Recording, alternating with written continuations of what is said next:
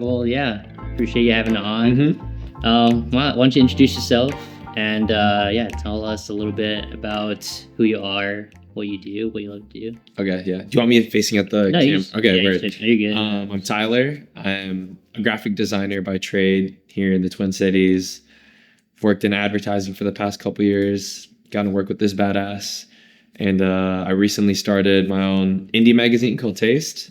And we're just highlighting cool creative work. So, yeah, honored to be on here. Yeah, for sure. I think, too, when we first met, I thought I was like, low key when I like started to freelance, because we worked together at Edition, an agency together, and I've like known of you, but I feel like I didn't get to like meet you. I don't know if I've ran past you before, but I definitely recognize your face. And when I like went into Edition the first day, I was like a little bit like intimidated because like I don't normally work in the agency setting, but then like as we got to work together more, I was like, yeah, these guys are chill. Yeah. I mean, vice versa, bro. I mean, I already knew who you were prior. Like, I've seen your work already. So, and I don't know, I feel like you're kind of a vet. So I felt that way, you know, like I'm kind of like young and. Yeah. Kind of crazy though, because we like kind of, you don't, unless you like get to know each other more, you feel that way initially and then like, oh, it's like all good. But yeah, how did you first like know me? Like, did you just see like a piece of content or like what work was it that you saw? I don't know what this was for, but it was your chainmail photo shoot or video. Like, it was someone wearing like, there was like a chainmail headpiece. And I say that for reference, like in case like I didn't know if I wanted to like make a painting or reference it for a different photo shoot, but I just loved like you guys like pulling like the I don't know. That's crazy. Yeah, that was a kind of more for fun's like editorial shoot. I wanted to get experience. That was at the old studio that I was at, but yeah, that was just like I had like a hair and makeup person, and then had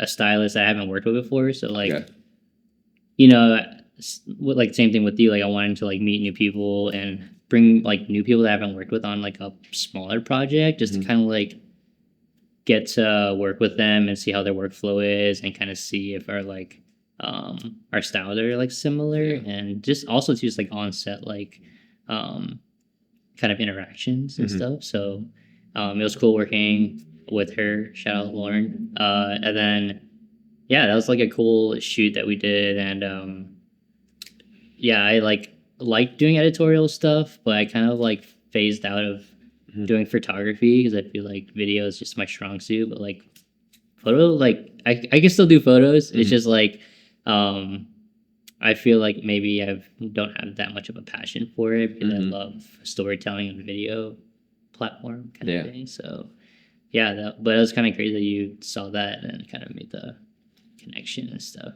No, I think it was like taste-wise like ahead of like the curve. I mean, I know medieval stuff had like a little moment, but I think the gothic shit is like super dope and is gonna have like kind of like a huge, maybe in this next year, like have a moment. Right, and I think too, like in a way where kind of to get creative with you know, like telling a story through the styling, through the set, and through like the lighting and stuff. Like that, my intention was to make it look like a painting. So like that was like, it's kind of cool that you said that. That's kind of what it reminded you of, and you say it for reference. But yeah, yeah. So like after we like worked at an agency for a while, we've always like wanted to kind of chat further, I feel like, but we didn't really have a chance. I feel like we were always just dogged on our work for for a while. And then I think too, you know, like hopping on those phone calls and kind of getting to know each other, and then hearing more about your magazine, obviously, and then to when you also reached out to me to, you know, possibly like help out on the next launch that you had this last month. Yeah, tell me a little bit about volume. Maybe tell us about Taste and Volume 1, and then kind of go into like Volume 2 and like what you hoped to change, and maybe a little bit too like what your like mission is for starting the magazine. 100%. So Taste started a year and a half ago with the first issue. And it kind of started from the feeling that today we are just consuming so much creative and digital content, like more than any humans ever done before. And a lot of it isn't high quality or intentional. It's, a lot of for-profit for mass appeal.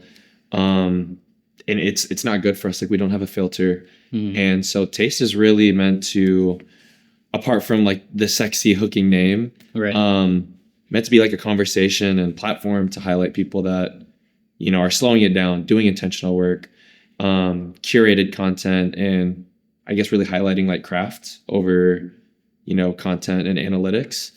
So yeah, it's a dope way to connect and meet with dope creatives like yourself in the Twin Cities area. But we do a lot of international stuff too.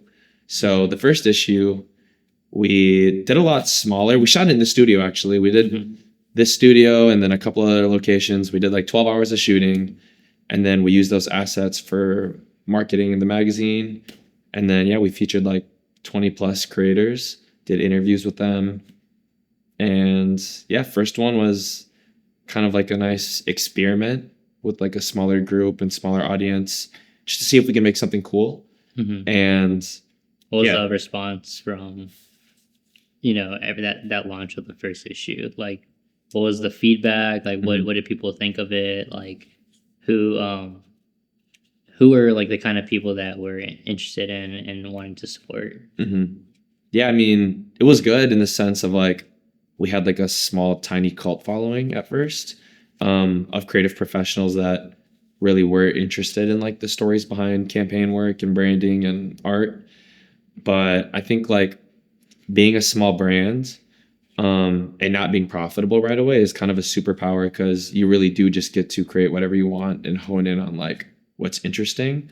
Where I think when you scale, you start after making sacrifices on like budget or, I was working full time at this point at Edition. So I was just putting all my money into this, like, fuck it, I just want to hire dope people and create a dope product. So it gave me the platform, I think, to even meet people like experiences yourself. Right. And that really inspired me to like, okay, now I can do something dope though for the second issue. Sure. Yeah. And then how do you go about selecting these people? Like, are these people you've already met, or are they just like on social and you notice them and you're like, yo, I want to highlight your work's dope? Like, how did you go about like interviewing these people and getting them in your magazine and like showcasing their work? Well, I'm like a serial Instagram user, so like I'm just always saving people's work, whether it's local or abroad. But I'd say it's a good mix between DMing people that I don't know and like meeting people through random projects like yourself, and just being like, damn, like, like your work outside of the agency scene is like fucking crazy too. So it's like, yeah, people that really understand like the commercial and advertising aspect, but also like the artistic side of things. Like, I think that's like a must, where it's like, damn, this person's like a Minnesotan legend. Like, we need them in the magazine, Yeah. It's kind of a crazy, because the way that you mentioned that, it's like, I feel like you can make dope shit, but if no one sees it, or if you don't know how to brand it or position it, then you don't necessarily have like a brand or like a product that people will want to be a part of or partake in. So, and then we already had like some conversations about like where you want to take Taste, but maybe you should give us a little bit of refresher about like what kind of brand is Taste, and like how where do you want to take that like in the future? Because I know you want to create a really special like experience that is maybe not the traditional route, but like obviously, where consumption's going, it could be a really cool thing to the way that you're like kind of branding yourself. Man, that's a good ass question. Hope I know the answer. I mean, Taste is still evolving, and it's really not just my vision. It's like the whole team's, like influences where Taste is going. But I think Taste really sits at this point of intimacy and care. Like, everyone a part of the project, has like a deep ethos behind their work. And I think Taste is really just like the dialogue around that. So yeah, creating intimate settings like the launch event that we did, and being able to like I don't know, just make dope products. You know, I think pulling from the Minneapolis has like a really cool, like subversive and underground scene. Like, love to pull influence from that. But at the same time, like, we do a lot of conversations around what luxury is and what that means, because we live in like an age, I think, of like premium products. And I kind of hate the way that's like become like the aloes and, you know, like the Skims, like that type of branding, I think is really harmful in a lot of ways to like actual ethos behind creative work. So I think that's like a great area that we're exploring right now. Yeah. I think like in an earlier conversation, you told me like you want to like keep that kind of like premium product, but you want it like more accessible for people. Yeah. And I thought like that was really cool too, because like, you know, like brands like those where people might not even think about it because one, it might not be in their price range, or maybe it's like it may seem like unattainable to them. So it's like really cool too that you're kind of bringing the accessibility back to like the general or the kinds of people who would be interested, but you know, not someone who is, you know, spending, I don't know, 100 grand on something. I don't know. No, literally, like, exclusivity is so weird with branding, because with most luxury products, your barrier to entry is cost. Like, I don't know who's buying an Hermes bag. Like, it's not someone that like is just like passionate about leather. It's usually just someone that's like fucking rich and, you know, wants to flex. But I really want to create a product and community where their barrier to entry is like care. Like, you have to like give a fuck about like the process of creating dope product and the Minneapolis creative scene. Still trying to figure out how to do it, but I mean, even working with people like you, like I learned a lot, like when we were making the video, or even like the Rise stuff at Edition, like just like, okay, who are we making the video for right now? You know, we can't just make something dope. There has to be like a specific target. Yeah, I think that was like kind of going back to like understanding, and like you said, you're still evolving, but I think creating that video helped us kind of look a little bit more deeper into taste and who's going to be going to this event, who's going to be buying this magazine, and who is this like person. And shout out to Mike. Yeah, no, shout out Mike. Because you found Mike, I think he's the perfect person to be in the video. His apartment space is hella unique. It's like so unique to him.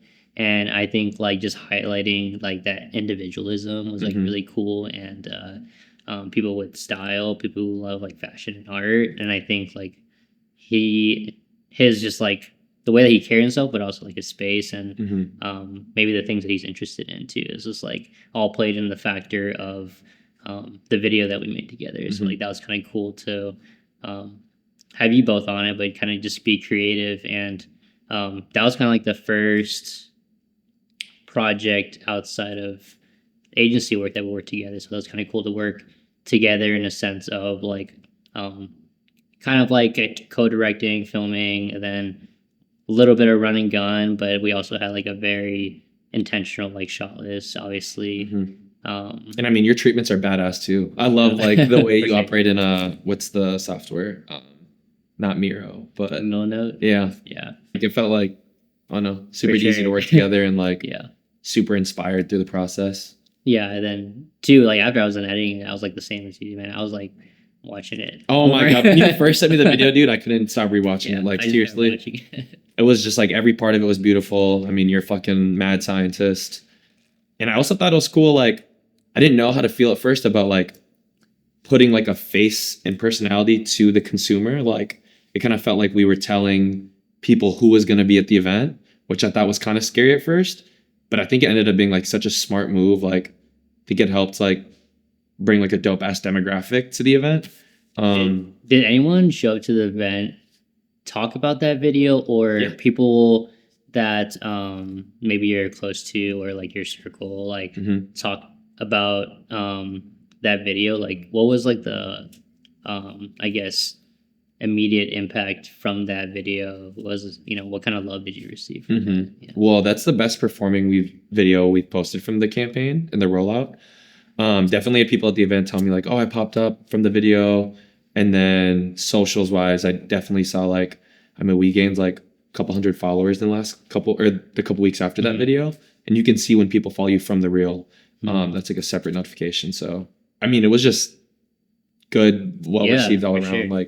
Like just bringing more awareness in a different way that maybe you haven't done yet. And I think that's kind of a cool thing to see. Maybe what kind of I guess content people are like interested in, maybe, or like, oh, like why did it resonate with this person to be able to follow, to be able to go.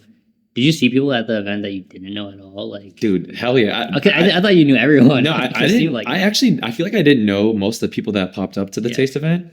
And I was even talking to people and like, they didn't even know like I was attached to the magazine, which was cool. Cause I was like, yo, like, so what you think of this event? You know, like, yeah, having fun. You gonna buy a bag, you know? It's kind of cool though. Cause like, they might not put a face to it, but like, it's like the branding from it, obviously, is like, people desire it and they don't necessarily need to know that you're the one behind it. But I don't know if you want that, but at the same time, it's cool to like talk to people that don't know you and be like, so what do you think? No, but the video was like such a powerful way to launch the brand rollout, because I just think, you know, these flat static designs that aren't interactive, they don't resonate with people. Like, you know, like people scroll now, like what was good a couple years ago doesn't like stop people from scrolling now. And I don't know, you guys are like on the forefront of what's good content. So yeah, shout out LA, you know. I appreciate that. Yeah, it's kind of interesting because I think like the way to differentiate yourself is the creative, is the different perspective of the individual.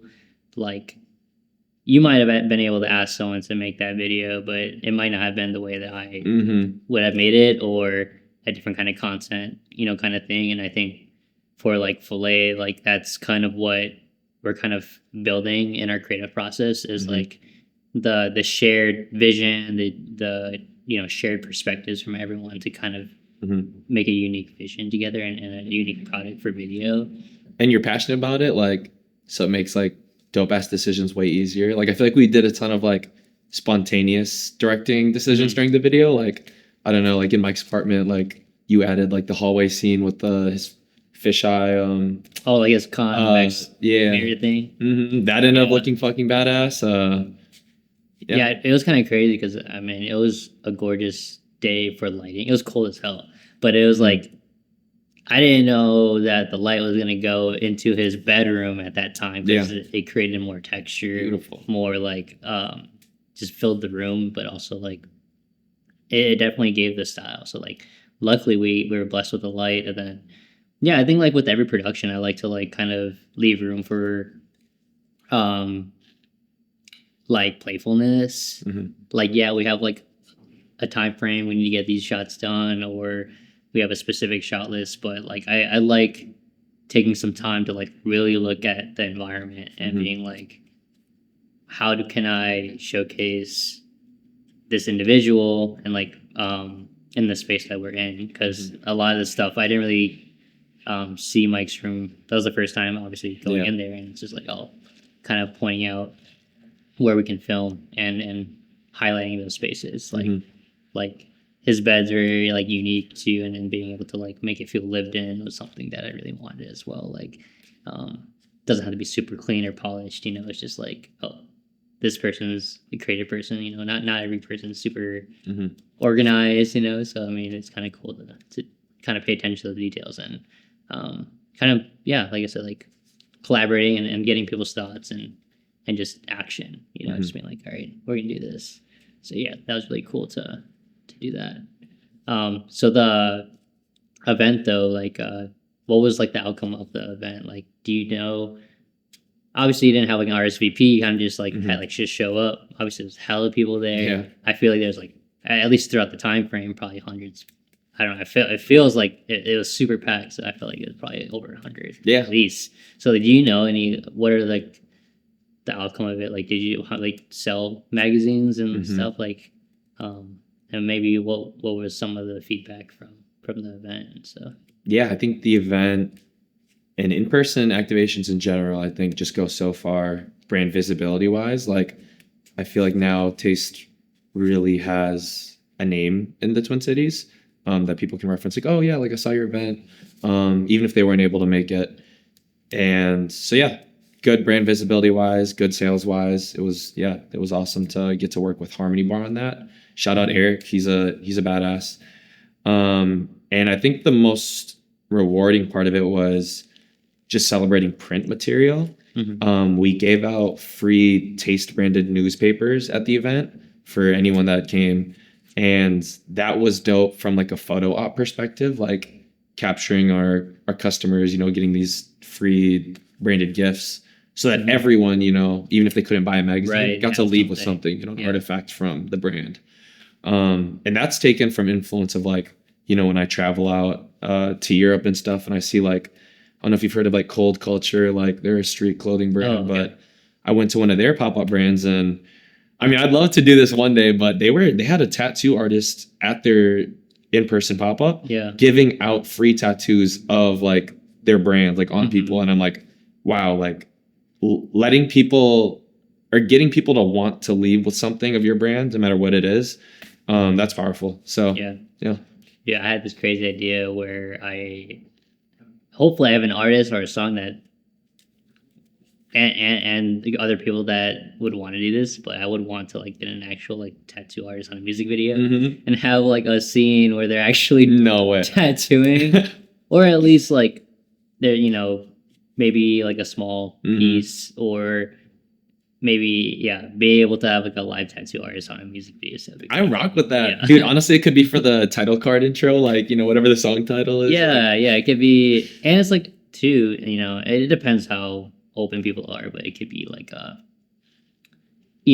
you said, you take something from that experience, like, oh, like I got a tattoo while we filmed this music video, it was so fun, it was great, and then like now you remember it because it's on your body kind of thing.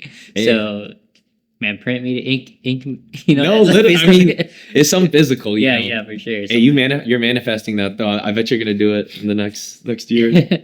We'll see. I have a friend who did some of my tattoos. His name is Seth. He owns Baby Tattoo. Okay. He did my spider on my shoulder, but his work's like super crazy.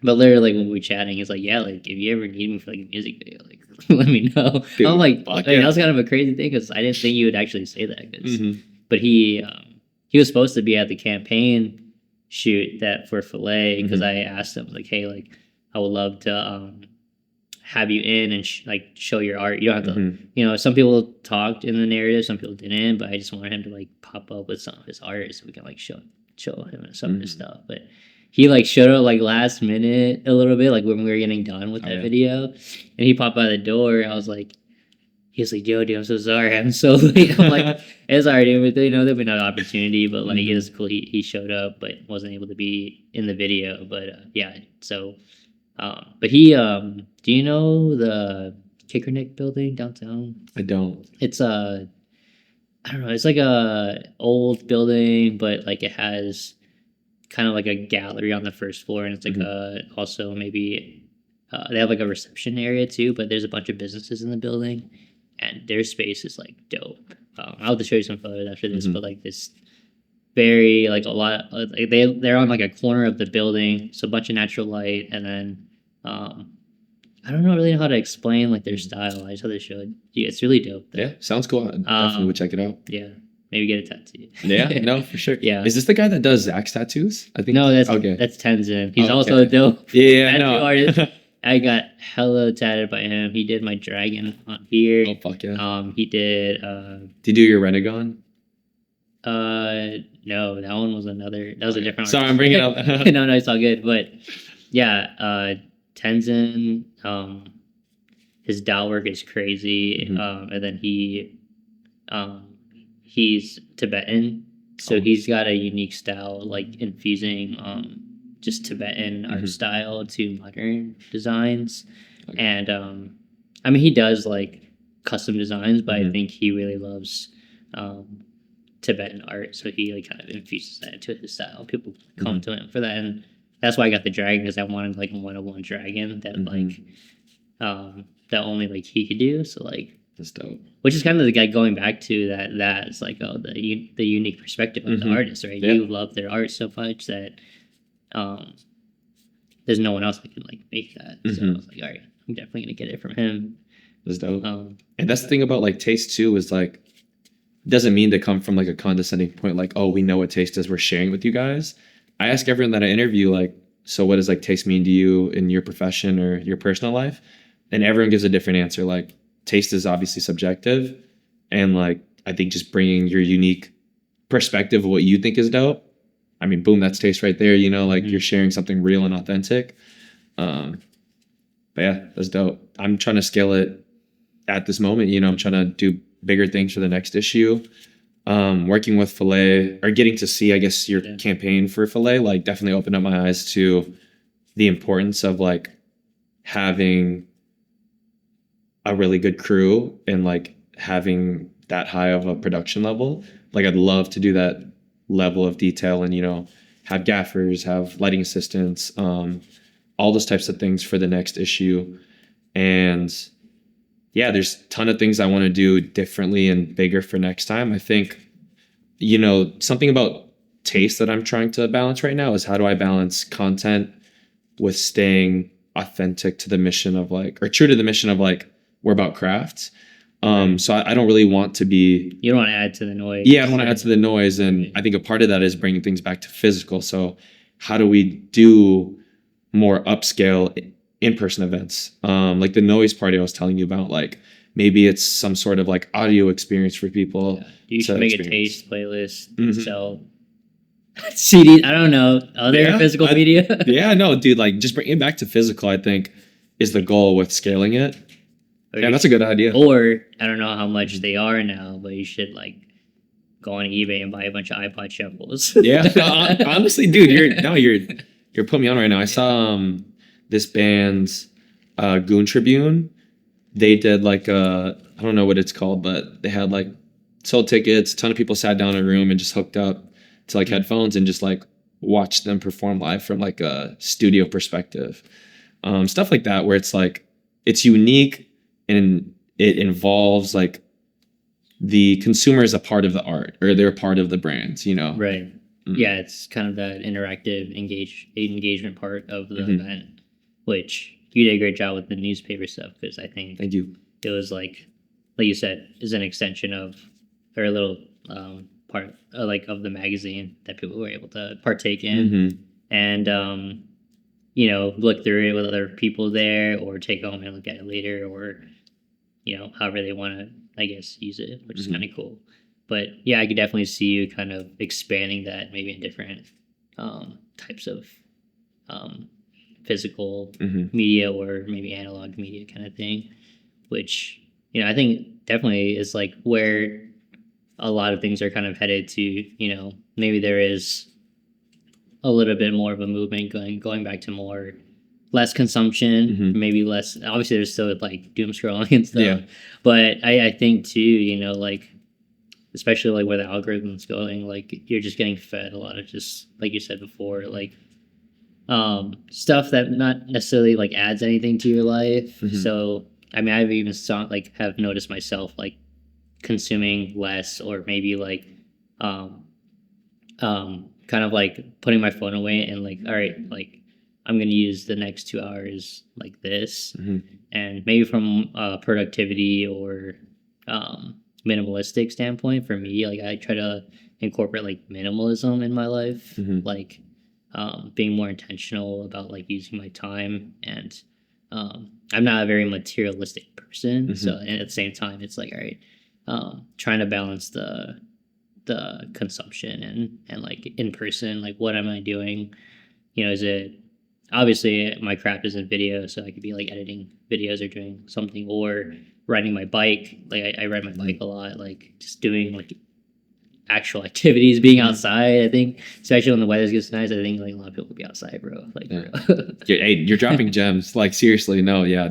I mean, the way you carry yourself with like attention and care is like something I look up to, and I want to pull into taste, because yeah, I think a lot of creatives have this fear that they need to be scrolling and consuming, or they're missing out on like what the trends are, or where, you know, culture's headed. But I disagree. I think it's not normal to have this influx of so many ideas. Like, yeah, I'll see a video and I'll be like, oh wow, that was so dope, I'm inspired, I'll save it, and I don't go back to it. And that's not normal, I think, for creatives. I think so with the magazine, like people like something physical, right? And ideas in general, you're supposed to sit with them, come back to them, let them kind of marinate in your brain. And this age of doom scrolling and like, prioritizing like quantity, it's not good. I'm kind of like battling that with myself and like Filet too, because I do have those similar feelings. Not necessarily like FOMO or like there's like trends and obviously like that. Like it's cool to like consume people who are making art, obviously on video platform and stuff like that. Like I get a lot of influences from creatives in Minneapolis or around the world and stuff. But it's been like a balance of like it's the same with you, like staying to the mission of being able to be relevant, but also stay to your mission of you wanting, to the physical media and bringing more intention behind that. But I think like the solution for me is like just more intentional consumption because like you say, you like to go and save people's work on Instagram. And I think that's great too. And I think, the same, like the solution for that is like, real like recognizing like when you are doing scrolling, oh, this is not valuable to me, like let me just cut myself off. Or I think it's just that self-awareness too. It's like, dang, like, and there's like this saying where it's like create more than you consume, which is like, there's a balance to that too. Like you can't be creating all the time there, but I think like it's definitely like the whole purpose behind that is to consume less, and creating doesn't necessarily have to be in an art form, but going and doing something. Like I think that's the whole purpose behind that saying is like, go get off your ass and go do go do something and stop being lazy kind of thing. And I think also we're meant as human beings to create and it is so interesting where like media and tech is going and where consumption is going. But I think more people are going to start to adapt that kind of mindset going forward. So I hope to see that at least, because I think that's just sustainable for everyone. Because but yeah, I think especially with Filet, I definitely like try to stay relevant by creating content that's valuable to the people that are following. And it's like, I think that way I can kind of keep my values where it's like, all right, like this is stuff I want to make for the people that are gonna see this and want to partake in it, and try to give value that way, and hopefully do a lot more behind the scenes content, because I know there's a lot of other production people who follow me and want to like see more of that or see the process. And I think people really value like more of the insights behind certain things and learning too. I mean, you've been killing your brand rollout. Like the content you're actually putting out is interesting. Like I think some brands struggle with like always trying to be salesy, but like, you're doing the cooking content, which is fun, or the studio tours, which is like people are actually interested in that stuff. So it's dope to see. It's interesting because I also just want to stay true to myself. I think like, it's not, I see a lot of other people who are just super salesy or don't like the way that they communicate to their audience is the jargon is very like, I don't know what this dude is talking about. The content is not for me, so I'm not going to follow or give a like or care about this thing, because it's like, what does this have to do with me? So I'm really paying attention to like who is following me, who's messaging me, because I'm obviously getting a lot of messages and people on the website reaching out to me, and people just wanting to meet. There's a lot of people who want to get into the thing that I'm doing, and it's like, I got to create content for them, because when I was starting out, like it was hard to even get into this space, and appreciate everyone that I've met on the journey to kind of get me here. But the barrier to entry is kind of really tough in the production space, because one, it's just, it's very technical. And I think two, like it's really about who you meet, and also just putting in the work to expand your skill sets. Because if you don't have a skill set that's valuable, you're not going to be able to work on these sets that have a lot of value to them and able to grow. So it's a very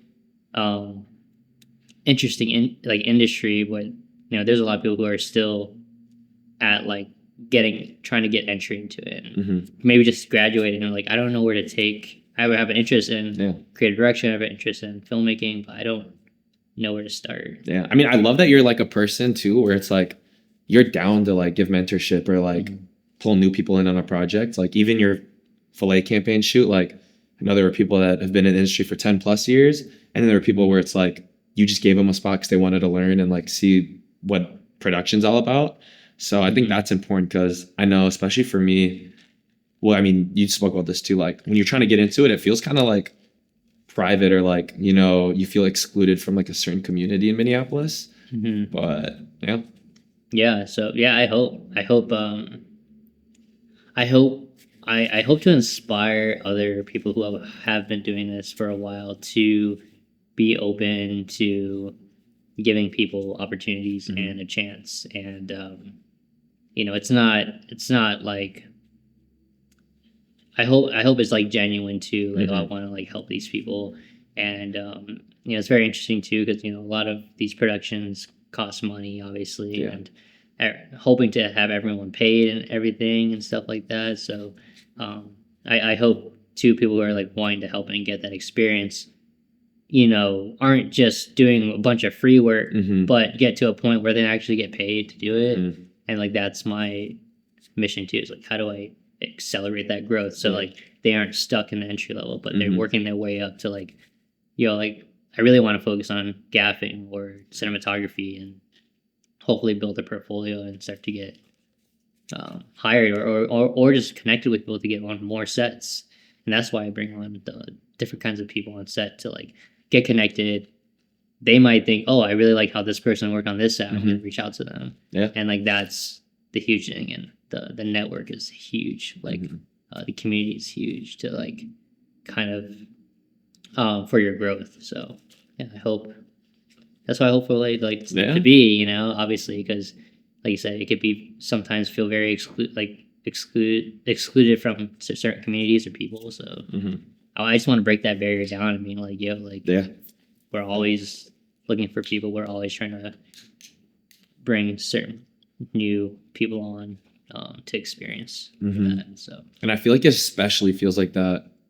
I know we've talked about this like prior to even today, but like in the agency scene too, it feels like there's a certain type of person that works at like, you know, on Washington within the advertising scene, which that's why I fuck with, you know, people like you or even like organizations like the Brand Lab, if you've heard of them, that are just helping like, I guess, like even people of color getting into advertising. I'm also just trying to break through certain circles or communities too, because even though I know a lot, like I'm still also trying to get connected with more people because I want to grow as well still. You know, I'm never going to stop growing because I feel like I even as a director, cinematographer, like there are even bigger productions that I don't maybe know the ins and outs of that I want to like know. So like one day I can produce an even bigger production with, you know, what if one day I get presented a 50, 100K budget? Like, what are you going to do with that when it's in your hands and you're like, yo, like they want to work with me, but it's $100,000. How can I work with $100,000? And I think I want to get to a spot where like, I'm getting more experience with bigger productions where I can comfortably work with whatever person wants to work with me with whatever budget and being like, yeah. And then obviously just wanting to come to me for our perspectives, our tastes.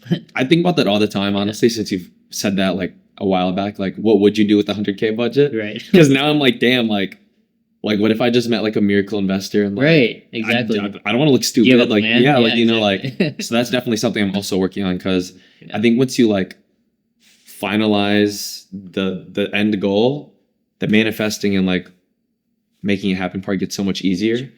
But yeah, hopefully that's coming soon, you know. It's good to like just think about it now because I think it puts you in a good spot to just think about, like visualize where you're taking taste and when it gets to that point, what are you going to do, you know? Because I truly believe they're probably, you know, especially with the visibility and like there might be someone who loves what you're building and wants to invest because, you know, I worked with some of my friends who, you know, really just like believe in the individual like you and whatever you're building.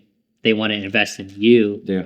But they also want to see like, all right, if they are going to invest, where is that money going? Because I think they're very not stingy with their money, but like I think investors just want to know a plan. Yeah. And it's fair. Obviously, it's I want to see their money. ROI. Yeah. Yeah, like- sure. Yeah, like obviously, yeah. Maybe they want to support art, or maybe they want to actually build something with you. But I think, yeah, it's just when you do get the opportunity, like, how are you gonna have something prepared? And I think you're thinking in the right space for sure. But Yeah, definitely trying to button up, business plans and like revenue model before I'm going out to, I don't know if I told you that, like the Netherlands in a couple weeks. So I'll be presenting the magazine there in some art galleries, and definitely, yeah, like I think if you're open to meeting the right person that you need to take the next step for your brand, you're going to meet them. So that's kind of where my head's at. And I just need to be prepared to meet that person. Yeah. Yeah, you never know who you're going to run into. I mean, I have homies, in the same industry where, just someone happened to see their work and boom, now they're on this like crazy asset for like, big Universal Records artist. Yeah.